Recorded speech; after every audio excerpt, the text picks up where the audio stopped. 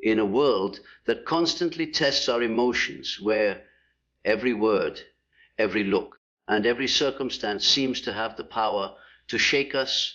Carl Jung challenges us to rise above the chaos. To act as if nothing affects you is not about indifference.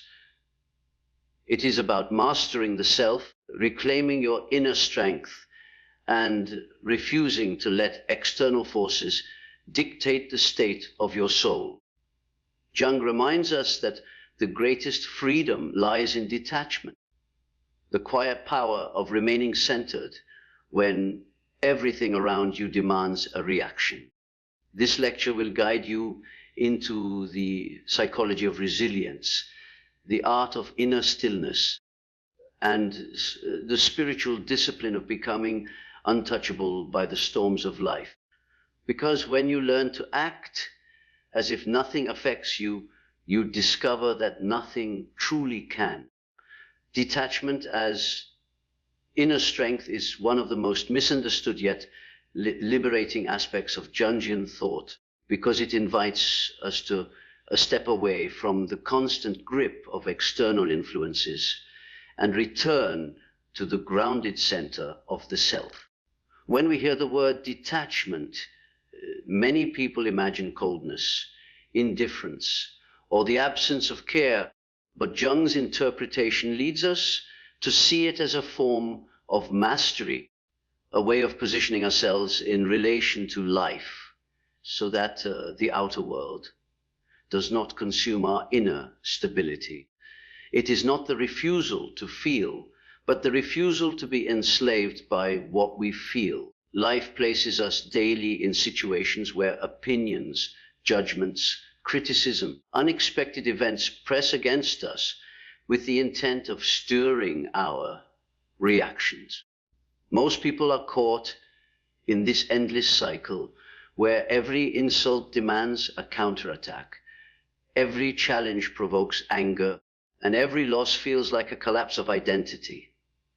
To learn to act as if nothing affects you is to break this cycle, to step into a state where the world continues to spin around you, but cannot reach the stillness at your core. Jung often emphasized that the true self, the deeper center of our being, is unshaken by the storms of the ego. By cultivating detachment, you begin to align with that deeper center rather than the fragile masks of personality that society and experience have placed upon you. This practice requires an inner discipline, because detachment is not passively acquired. It is intentionally cultivated. One must first recognize how entangled the ego becomes with every external validation and rejection. The ego thrives on being affected. It wants to feel important, insulted, flattered, or outraged, and because in those reactions it believes itself alive. Yet Jung's exploration of the psyche shows us that this constant state of being affected only creates a fragile existence. You become dependent on the moods, actions, and words of others, which means your inner peace is never truly your own. Detachment then is the conscious withdrawal of energy from this fragile state. You no longer give your power to every passing storm. Instead, you learn to stand back, observe, and hold yourself with the quiet dignity that refuses to be disturbed. This inner act does not deny reality, but transforms your relationship with it. You see things as they are, not as your emotions amplify them, and that shift grants a freedom most never taste. The practice of detachment is especially crucial in our relationships, because human interaction is where we are most vulnerable.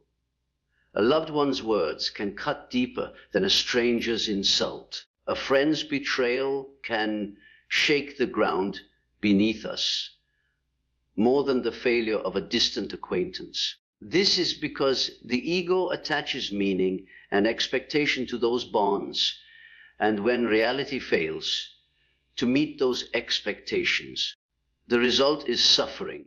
Jung observed that much of what we feel as emotional disturbance is not the event itself, but our interpretation of it. Detachment requires loosening this interpretation, stepping back from the narrative we have written, and allowing events to exist without letting them define us. If someone criticizes you harshly, your ego interprets it as an attack on your worth. Detachment allows you to observe it instead as an expression of their own state of mind. You remain unshaken, not because you are blind, but because you no longer fuse their behavior with your identity. This is not denial, it is a deeper form of seeing. Detachment also creates a profound shift in how we experience success and failure. Most of us are conditioned to chase after success with an obsessive hunger and to collapse when failure meets us. This cycle of rise and fall, elation and despair, keeps us enslaved to conditions outside of our control. Jung would argue that such dependency robs us of individuation, the process of becoming whole. Acting as if nothing affects you does not mean dismissing your goals, but it means refusing to let their outcome govern your sense of self. When success comes, you accept it with gratitude, but not with arrogance. When failure comes, you accept it with humility, but not with despair.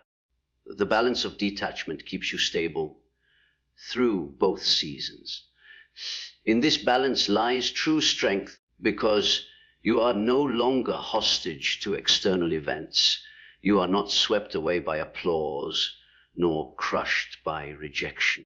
You move through both with the same quiet resilience, anchored in something deeper than circumstance. This inner strength of detachment is not a suppression of emotions, but a transformation of their role in your life.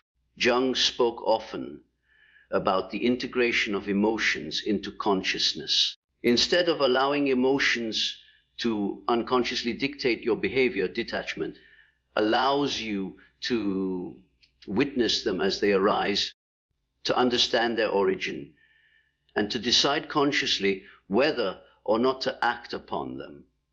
This is a profound shift because it moves you from being reactive to being deliberate.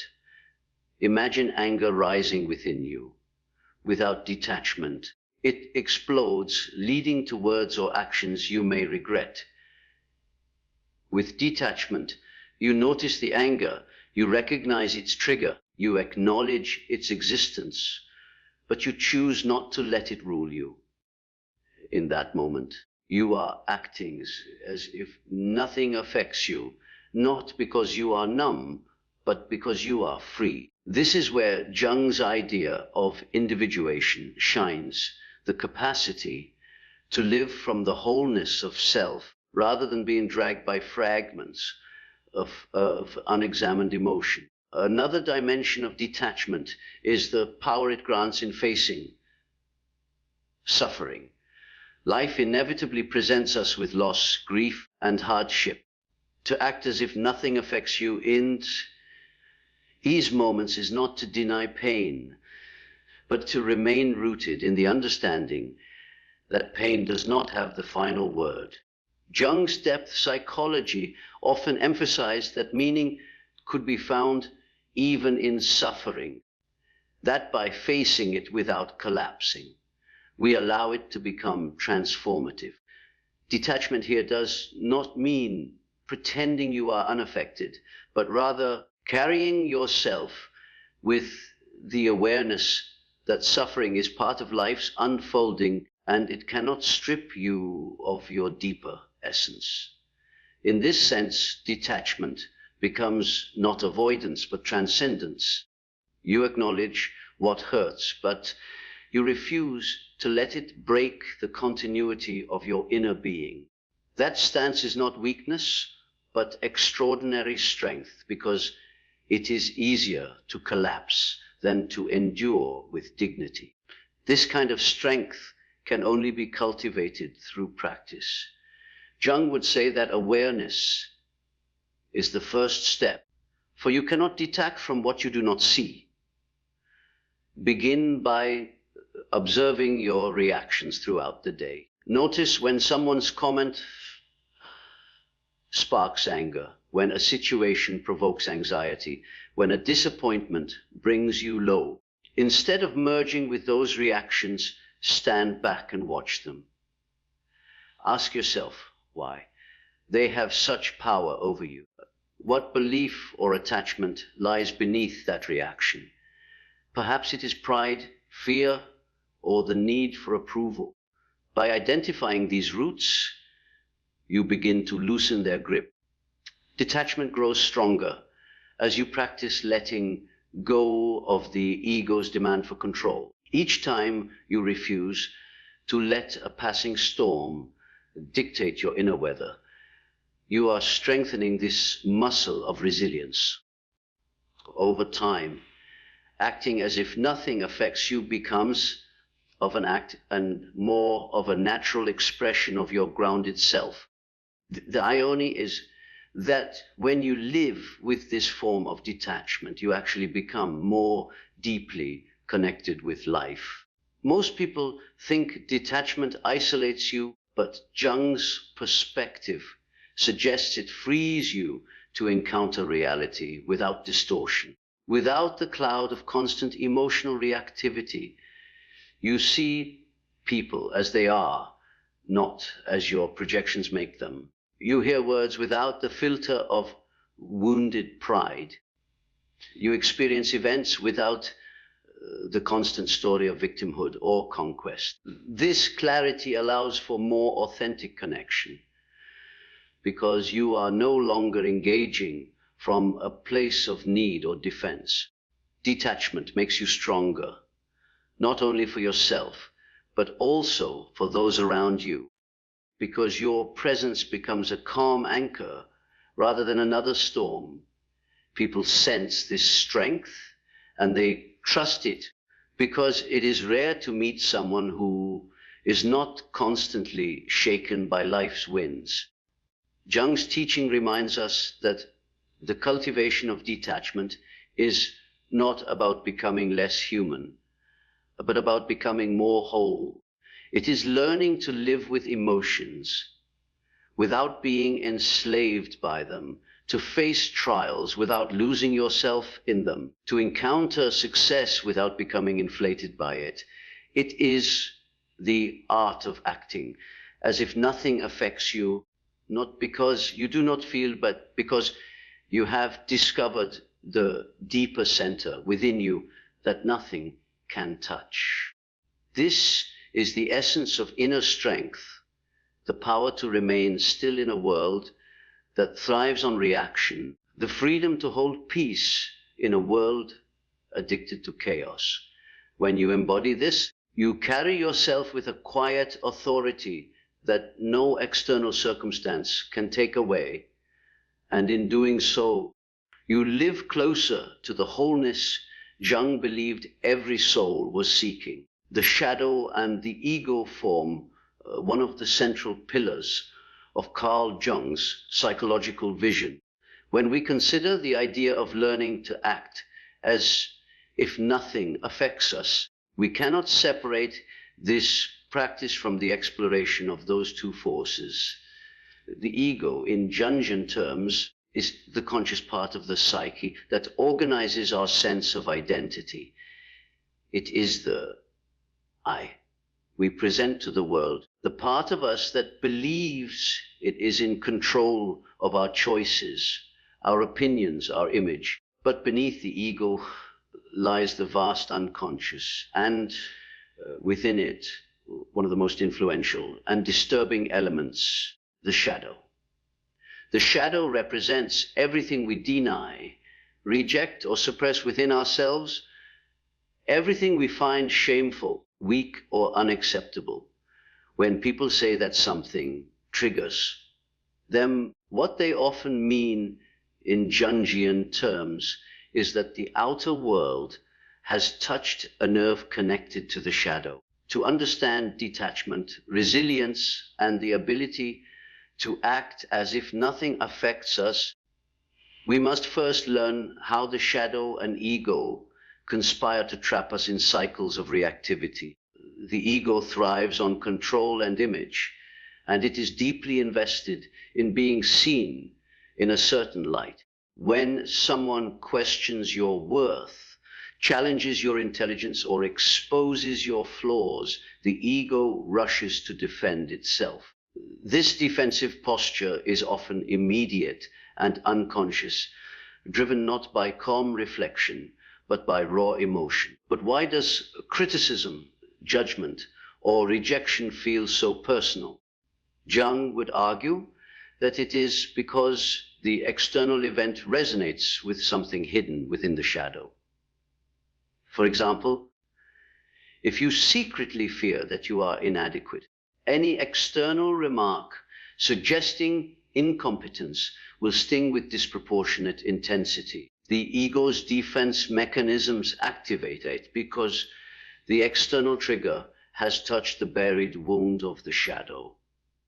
Thus, you are affected not because of the words themselves, but because the words pierce an inner vulnerability that has not been integrated. This is why Jung insisted that the path to wholeness requires shadow work, confronting those hidden aspects of ourselves so that they no longer have the power to dictate our reactions. Acting as if nothing affects you becomes possible only when the shadow is acknowledged.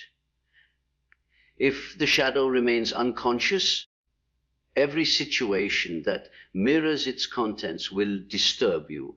Someone accuses you of selfishness, and you erupt in anger, not realizing that a part of you secretly carries selfish impulses you have refused to admit. Someone questions your courage, and you collapse into shame or fight back with arrogance. Because deep down you have avoided facing your own moments of cowardice. The shadow thrives in secrecy, and as long as it remains hidden, it will manipulate the ego to protect it. This constant interplay keeps you in a cycle where the external world controls your emotional state. To break free, Jung teaches, you must look inward and make peace with what you have tried to deny. Integration of the shadow weakens its power, and as you accept the darker parts of yourself, external triggers lose their grip. You no longer feel the compulsive need to react because you are no longer trying to defend a fragile self-image. The ego's fragility is central to why people are so easily affected. The ego is constructed from identifications with roles, achievements, possessions, opinions, and relationships. When these identifications are threatened, the ego feels attacked. If you identify as a successful person and you experience failure, the ego collapses. If you identify as strong and someone calls you weak, the ego lashes out. The shadow lurks beneath, amplifying this fragility by holding all the parts of yourself that contradict the ego's story. You say, I am strong, but your shadow holds memories of weakness. You say, I am kind, but your shadow holds moments of cruelty. You say, I am confident, but your shadow carries insecurities. When the outer world reflects these shadow qualities back to you, the ego cannot bear the contradiction, and it reacts with intensity. Jung understood this dance between the ego and shadow as a fundamental source of human suffering. Until you address it, you will always be at the mercy of external events. To act as if nothing affects you is not about pretending the shadow doesn't exist. On the contrary, it requires deep honesty.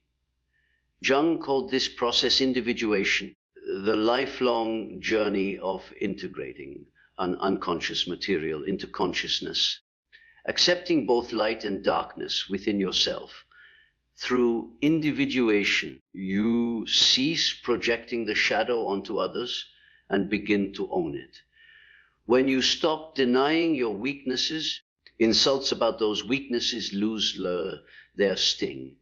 When you accept your flaws, criticism no longer destabilizes you. The ego's grip weakens because it no longer needs to defend an impossible image of perfection. You stand more freely, unaffected by what others say or do, because you are no longer living in denial of who you are. This is the profound liberation Jung envisioned, a state where the outer world loses its power to define or disturb you. Projection is another key concept that ties the shadow to our emotional reactions. Jung explained that much of what irritates or fascinates us in others is actually a reflection of disowned parts of ourselves. If you are constantly angered by arrogance in others, it may be because you have disowned your own arrogant tendencies. If you are overly captivated by someone's confidence, it may be because you have repressed your own capacity for confidence. Every projection is a mirror, and when you remain unconscious of this, you live in a state of constant reactivity. The ego points outward. That person is the problem. But Jung would say the real work lies inward, recognizing the disowned trait within yourself.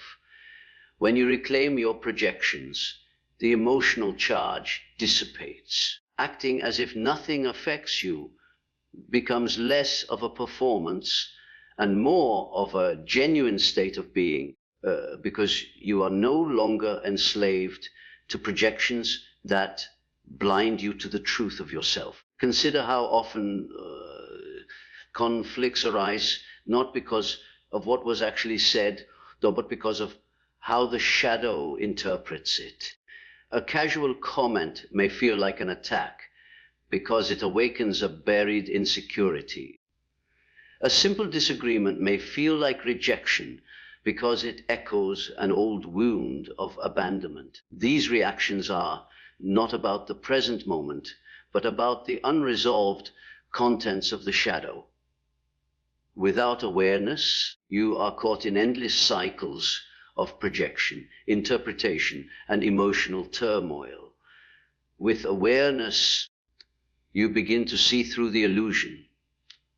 You notice when a trigger arises, you ask yourself what part of you is being touched, and you hold that part with compassion rather than denial. This inner work gradually builds the ability to remain calm and steady in situations that once would have thrown you off balance. You learn to act as if nothing affects you because you are no longer ruled by unconscious forces. The ego resists this process because it prefers to maintain its control. It would rather blame others than admit its own limitations. Jung saw this resistance as a natural but dangerous tendency because it keeps people trapped in cycles of suffering. True strength lies in facing the discomfort of self-examination, in admitting that the things we despise in others may reflect aspects of ourselves. This is not an easy task because the shadow often contains material that is painful, shameful, or frightening. But Jung insisted that the only way forward is through integration. When you turn toward the shadow rather than away from it, you disarm its destructive potential. You learn that the things you once feared to acknowledge are not enemies. but parts of your wholeness waiting to be embraced. In this embrace, the ego no longer needs to react defensively, and the world loses much of its power to disturb you. One of the paradoxes of Jungian psychology is that the very act of admitting your weaknesses makes you stronger. When you stop pretending to be flawless, criticism cannot break you. When you stop denying your vulnerability, rejection cannot crush you.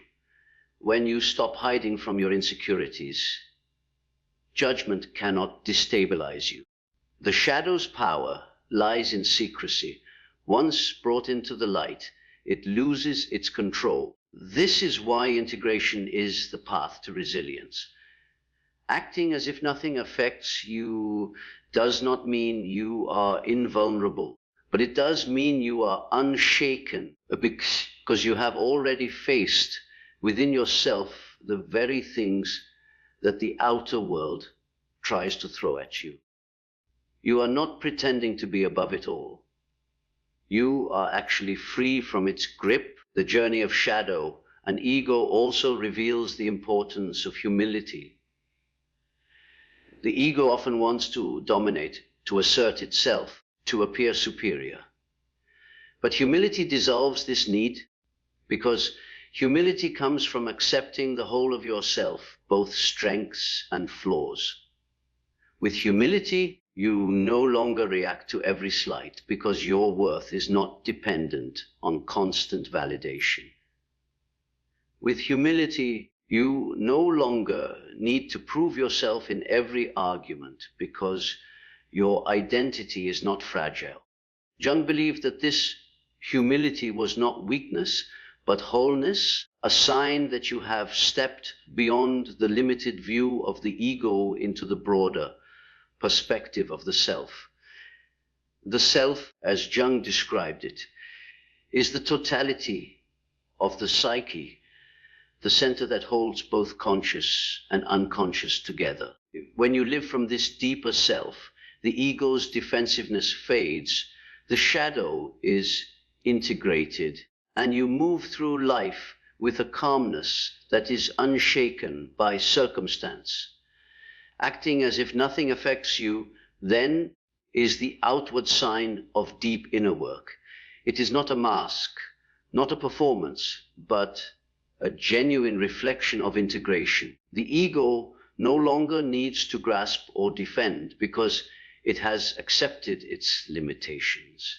The shadow no longer sabotages you, because you have faced its contents and welcomed them into consciousness.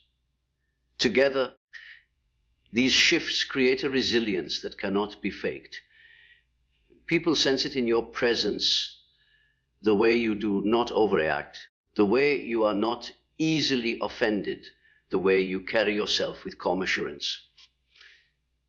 This presence is powerful, not because it seeks to dominate others, but because it is rooted in authenticity. Jung would say, this is the fruit of individuation, the state of becoming whole, where light and shadow, ego and unconscious, are woven together into a unified self that no longer lives at the mercy of external storms. Stillness as power is one of the most transformative insights in Jungian psychology when applied to the practice of acting as if nothing affects you. In a society that glorifies constant reaction, noise, and visible displays of emotion, the ability to remain still appears almost unnatural. People are conditioned to believe that strength lies in forceful response, that to be silent in the face of provocation is weakness, and that to endure without lashing back is a sign of defeat. Yet Jung, in his exploration of the depths of the psyche, recognized that stillness is not passivity, but a profound form of power. Stillness is not the absence of energy, but the mastery of it. To cultivate stillness is to embody an inner resilience that refuses to be dragged by the turbulence of the outer world. It is a discipline of presence, a conscious decision to hold your ground without being swayed.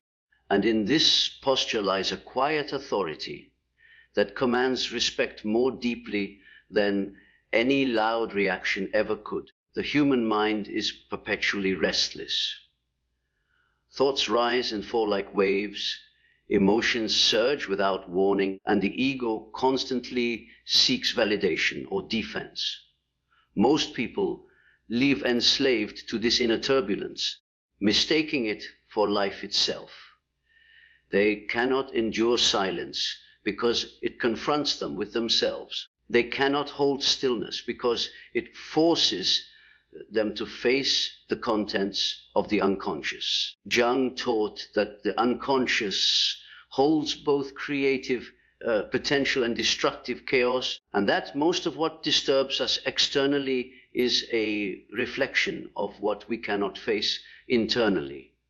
Thus, cultivating stillness is a way of confronting that inner world, of making peace with what is within, so that the outer world loses its ability to destabilize us. When you learn to be still, you discover that much of the power you attributed to external circumstances was really the power of your own unmastered reactions. Stillness, then, is not avoidance, it is clarity. It is the capacity to see life without being overwhelmed by it. In moments of conflict, stillness demonstrates its strength most clearly. Imagine being insulted or provoked. The natural tendency of the ego is to react. Anger, defense, justification, retaliation. Yet these reactions reveal not strength, but vulnerability, because they show how easily you can be manipulated by another's words or actions. Stillness interrupts this cycle. When you do not respond, when you remain calm, when you act as if nothing affects you, you expose the fragility of the provocation itself. The power of the insult dies in the silence. The energy of the conflict cannot sustain itself without your participation. This is the hidden strength of stillness. It starves the chaos by refusing to feed it. Jung understood that the ego thrives on drama, but the deeper self, the wholeness of the psyche, needs no such validation. The self is steady, grounded, and whole. And when you embody stillness, you align yourself with that deeper reality, rather than the fleeting storms of the ego. Stillness is also a profound tool in the process of individuation. Individuation, as Jung described it, is the journey toward becoming whole, integrating conscious and unconscious, light and shadow, ego and self. This process cannot unfold in constant noise and reactivity. It requires the silence of observation, the stillness of reflection, the quiet patience of inner listening. When you cultivate stillness, you create the space where unconscious material can rise into awareness. Without stillness, you are too distracted by external noise to hear the subtle whispers of the psyche. Jung emphasized the importance of dreams, symbols, and inner imagery as guides on this journey, but these can only be recognized when the mind is still enough to perceive them. Thus, stillness becomes not only a defensive power, but also a creative one, opening you to the depths of your own psyche and to the wisdom that lies beyond the grasp of the ego. The paradox of stillness is that while it appears passive, it often has the greatest impact in social dynamics. People instinctively expect reaction. They provoke to test. They insult to dominate. They challenge to establish hierarchy. When someone remains unmoved, it unsettles these expectations. Stillness communicates a strength that words cannot. It says, I am not controlled by you. I am not at the mercy of this moment. I exist in a space you cannot disturb. This quiet authority often commands more respect than aggression ever could, because it reveals that your center is rooted in something unshakable. Jung might say that this presence comes from alignment with the self, the deeper totality that is beyond the reach of fleeting insults or praises. Others sense this alignment, even unconsciously, and they respond to it with deference, because true strength is rare and unmistakable. Stillness also cultivates resilience in the face of uncertainty. Life is filled with moments where outcomes are unclear, where decisions must be made in the midst of ambiguity. Most people rush into action out of fear, desperate to resolve uncertainty through movement.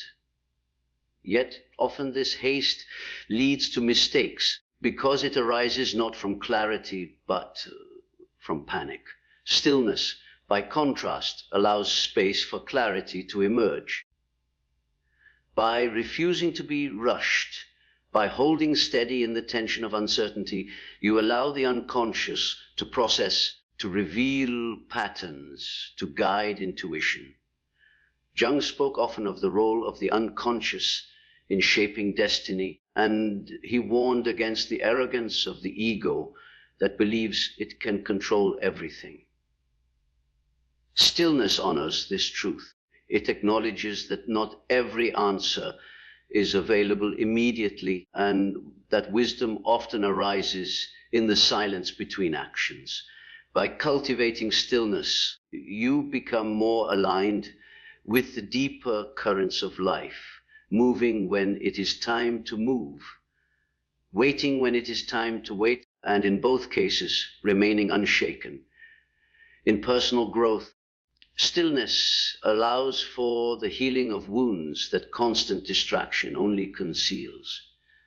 Pain often seeks expression, and when we drown it in noise, business, entertainment, endless conversation, we prevent it from being processed. Stillness strips away these distractions and confronts us with what is unresolved. This confrontation is uncomfortable, which is why so many avoid it. Yet Jung insisted that healing requires integration, and integration requires facing the contents of the unconscious. Stillness is the container where this integration can take place. By sitting with yourself, by refusing to escape into reaction, you give space for wounds to reveal their meaning, for patterns to become clear, for suppressed emotions to surface and transform. This process is not easy, but it is liberating, and it builds the kind of inner strength that can truly act as if nothing affects you, because you have already faced within yourself the storms that once threatened to undo you. Stillness also transforms relationships. In communication, most conflicts escalate because both parties react immediately, each defending, attacking, justifying. Stillness introduces a pause. When you do not respond instantly, you create space for reflection, for understanding, for empathy. That pause often diffuses tension because it prevents the cycle of reactivity from spiraling out of control. In this sense, stillness is not only a personal power, but a relational one. It changes the dynamic of interactions, shifting them from battles of ego to opportunities for genuine connection.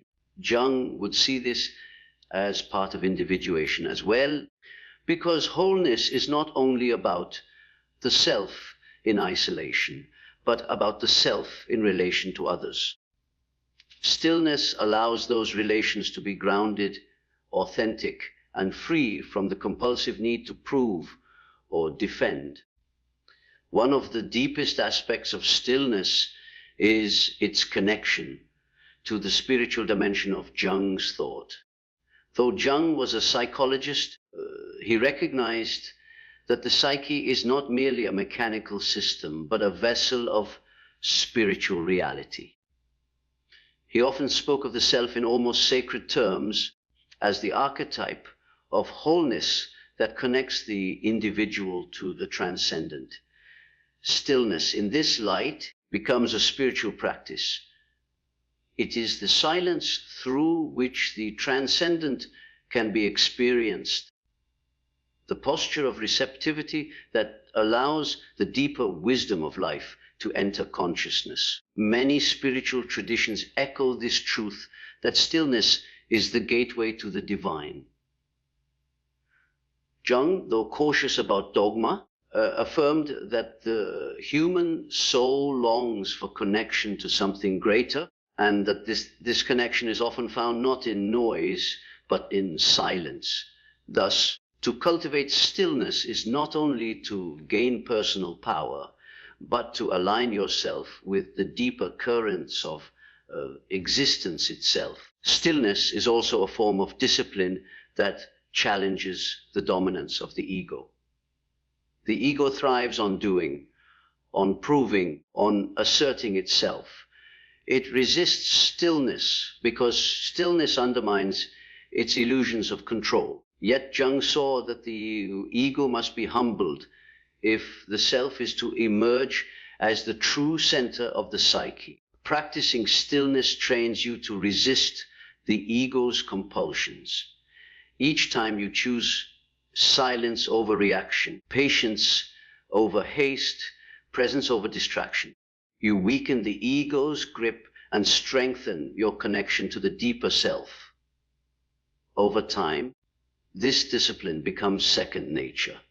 You no longer need to consciously remind yourself to hold stillness because you embody it as a way of being. This embodiment radiates strength, a kind of quiet power that others may not fully understand but cannot ignore. Ultimately, stillness as power is about mastery of self. It is the refusal to be ruled by impulse, the capacity to endure discomfort without collapse, the ability to hold presence when the world demands reaction. Jung's vision of wholeness rests on this mastery, because without it, and shadow continue to dictate behavior unconsciously. With it, you step into the freedom of authenticity, where you act not from compulsion, but from choice, not from reaction, but from grounded presence. In this state, to act as if nothing affects you is no longer a performance, but a truth. You are affected, of course, as all humans are, but you are not shaken. You feel, but you are not ruled by feeling. You experience, but you are not enslaved by experience. You stand still, and in that stillness lies a power greater than any force of noise, because stillness is the posture of one who has mastered the self and aligned with the depths of the psyche.